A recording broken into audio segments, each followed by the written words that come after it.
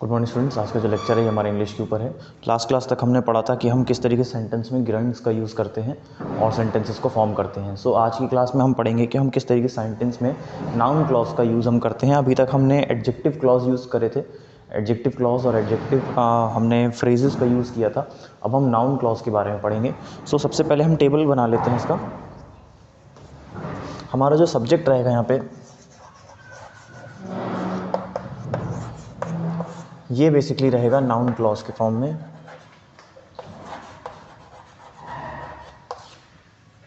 तो सब्जेक्ट जो है यहाँ पे ये है नाउन क्लॉज और प्रेडिकेट।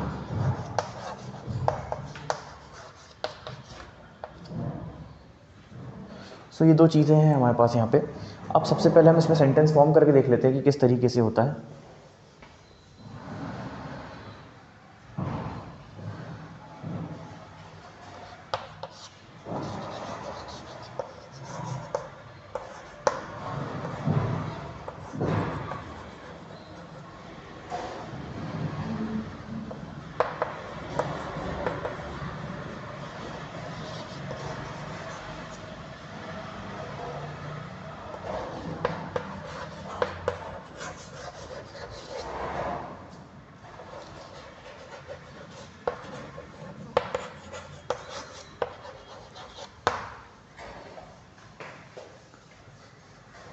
सो सबसे पहला सेंटेंस ये है कि what I saw in the class totally surprised मी, यानी कि जो मैंने आज क्लास में देखा उसने मुझे पूरी तरह से सरप्राइज कर दिया। सो इसमें आप देखिए कि नाउन जो है हमारा यहाँ पे जो सब्जेक्ट है वो एक नाउन क्लॉज है।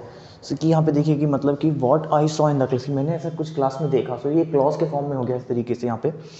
सो सब्जेक्ट भी यही है कि हम बात कर रहे हैं क्लास की, कि हमने क्लास में कुछ देखा, तो बात हो रही है यहाँ पे क्लास की, लेकिन क्लास में कुछ ऐसा देखा। सो ये पार्ट हो जाएगा आपका क्लॉज का। सो ये हो गया, क्लास एक नाउन है और ये कंडीशन उसके साथ, तो ये हम इसको कह सकते हैं कि एक नाउन क्लॉज है।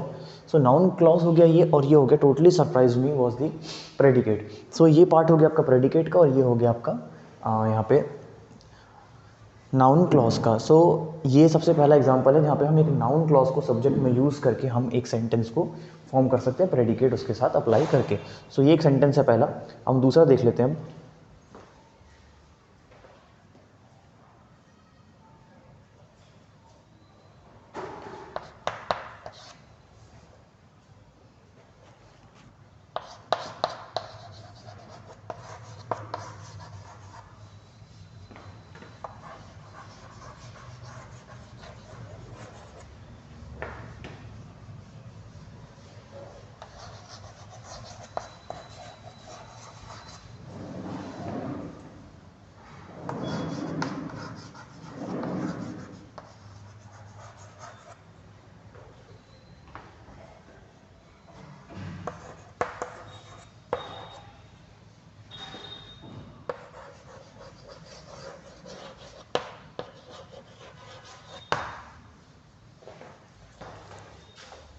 How the robbers entered the house is a mystery, यानी कि घर में चोर किस तरह से घुसे ये एक रहस्य है।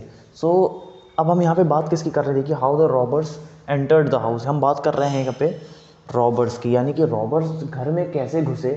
सो यहाँ पे ये क्लॉज है। अब तो ये हो गया कि जो चोर हैं वो घुसे कैसे घर में, ये एक मिस्ट्री है। मिस्ट्री यानी कि एक रहस्य है।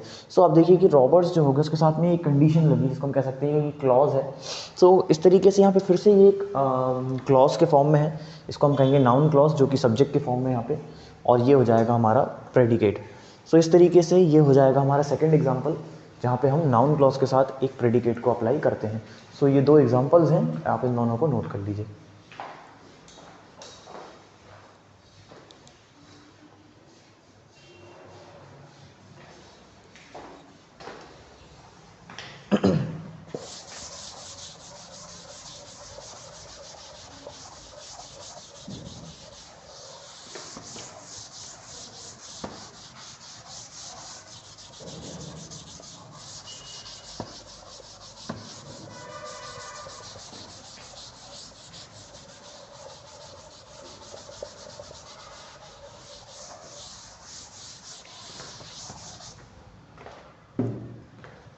अब जो हम थर्ड एग्जाम्पल देख लेते हैं इसका, जो थर्ड एग्जांपल है इसमें,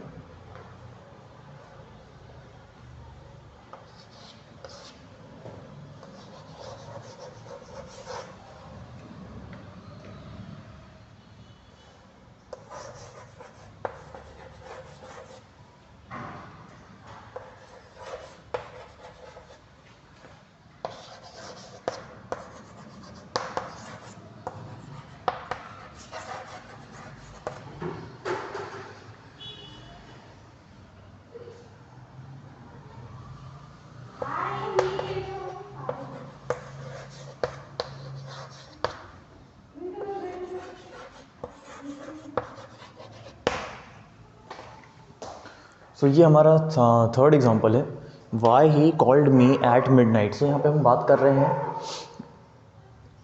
कि यहाँ पे उसने मुझे रात में क्यों कॉल किया, मिडनाइट यानी आधी रात में। सो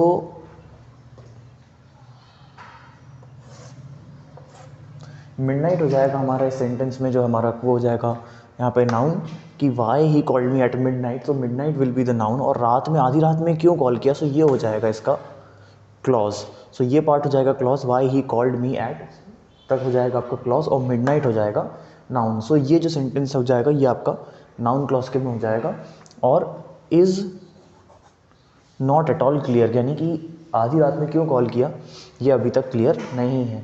तो ये हो गया आपका प्रेडिकेट वाला पार्ट, और ये हो जाएगा सब्जेक्ट का पार्ट। सो इस तरीके से ये नाउन क्लॉज को है हमने यहाँ पे फिर से एक सब्जेक्ट के फॉर्म में यूज़ किया है। सो ये हो जाएगा हमारा थर्ड एग्जाम्पल। नेक्स्ट एग्जाम्पल हम देख लेते हैं।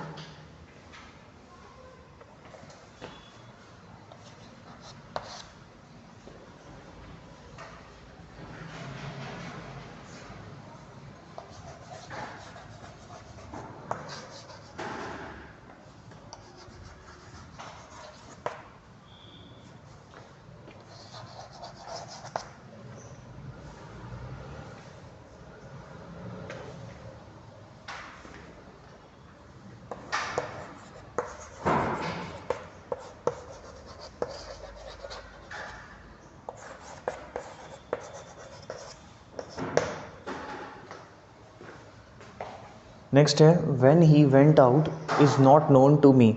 सो व्हेन ही वेंट आउट, तो हम यहाँ पे जिस व्यक्ति की बात कर रहे हैं, सो यहाँ पे हो जाएगा व्हेन ही वेंट आउट।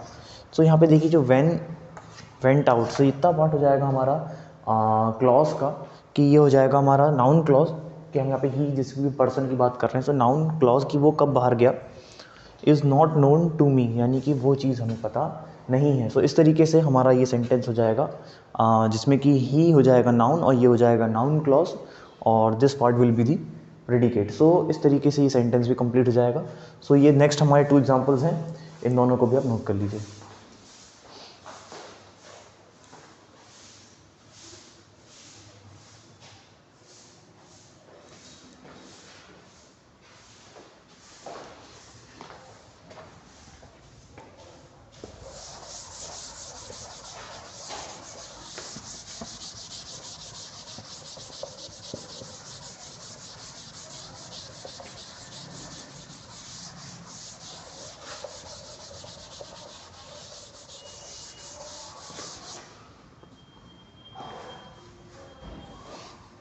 अब हमारा 5th एग्जाम्पल है, जो हमारा लास्ट एग्जाम्पल है, हम उसको देख लेते हैं।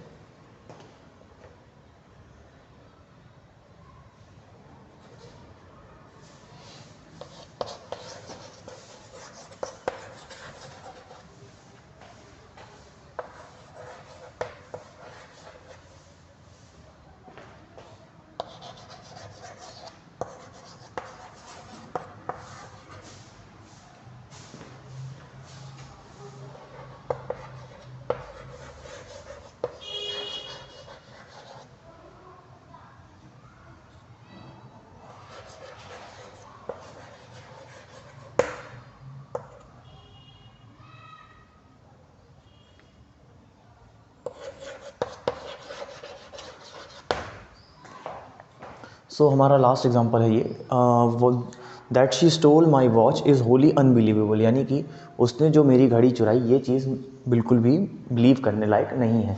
सो इस सेंटेंस में आप देखिए कि फिर से कि that she stole my watch, कि यहाँ पे हम शी जो है हम उसी की बात कर रहे हैं कि उसने मेरी घड़ी चुराई। सो ये जो है शी हो जाएगा यहाँ पे हमारा नाउन, और that she stole my watch. तो ये बाकी पार्ट हो जाएगा हमारा क्लॉज, कि ये हो जाएगा नाउन और ये हो जाएगा क्लॉज। और उसी तरीके से इज़ होली अनबिलीवेबल, मतलब कि ये पार्ट हो जाएगा जिसके बारे में हम बात करेंगे, उसने मेरी घड़ी चुराई, ये तो हमारा कंडीशन होगी सेंटेंस की, ये बात मानने लायक नहीं है। सो ये पार्ट हो जाएगा प्रेडिकेट। सो इस तरीके से ये हो जाएगा नाउन क्लॉज जिसके साथ एक प्रेडिकेट कंबाइन करके हमने सेंटेंस बनाया। सो इस तरीके से आज हमने जो है 5 अलग अलग एग्जांपल्स देखे जिसमें हम सेंटेंस में हम नाउन क्लॉज को अलग अलग कंडीशन के हिसाब से हम उसमें प्रेडिकेट के साथ कंबाइन करके एक मीनिंगफुल सेंटेंस हम फॉर्म कर सकते हैं। सो इस तरीके से आपको डिफ्रेंशिएट करना भी आ गया होगा कि सेंटेंस में नाउन क्लॉज किस तरीके का होता है और उसको सब्जेक्ट की जगह पे हम कहाँ यूज़ करते हैं। सो आज की क्लास के लिए इतना ही। Thank you.